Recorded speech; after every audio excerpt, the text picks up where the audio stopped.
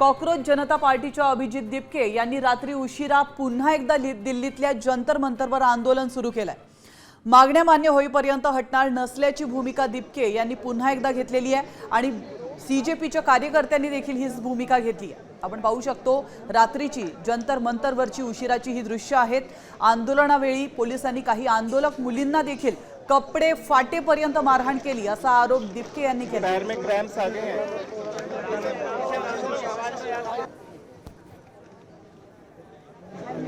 15-16 वर्षाचे 17-18 वर्षाचे ज्यांच्यावर दिल्ली पोलिसांनी लाठीचार्ज करून त्यांचे डोकं फोडले, त्यांचे हात तोडलेत, पाय तोडलेले आहेत। आणि एवढंच नाही तर काही मुली होत्या ज्यांचे कपडे सुद्धा फाडण्यात आले दिल्ली पोलिसांच्या मेल ऑफिसर्सकडनं आणि छातीवर पाय देऊन मारण्यात आलं मुलींना।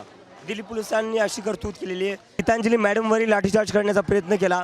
त्यांना वाचवण्यासाठी जेव्हा मी उडी मारली तेव्हा त्या पोलिसवाल्यांनी ते पोलिसवाले माणूस होते त्यांनी गीतांजली मॅडमचे केस पकडून ओढले।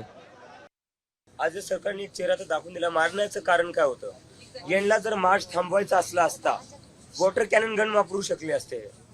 यांनी वॉटर कॅनन गन नाही वापरल्यात, यांनी टिअर गॅस वापरलेत, यांनी लाठी चालून डोकं फोडलेलं आहे। यांना संदेश द्यायचा होता, जर तुम्ही मोदीच्या विरोधात बोलचाल, जर तुम्ही या सरकारच्या विरोधात बोलचाल तर तुमचा जीव घेऊ शकते ही सरकार। त्यांना हा मेसेज द्यायचा होता। तर आपण पाहू शकतो सीजेपीच्या आंदोलनावेळची ही दृश्य आहेत। कशा पद्धतीने पोलिसांनी लाठीचार्ज केलेला आहे। अवघ्या 15, 16, 17, 18 वर्षाची ही तरुण मंडळी आहे, मात्र त्यांचं कुठलंही म्हणणं सरकार ऐकून घेत नाहीये। वरून पोलिसांना लाठीचार्जचे आदेश दिले जात आहेत। सरकार नेमकं करतंय काय असा महत्त्वाचा प्रश्न या ठिकाणी उपस्थित होतोय।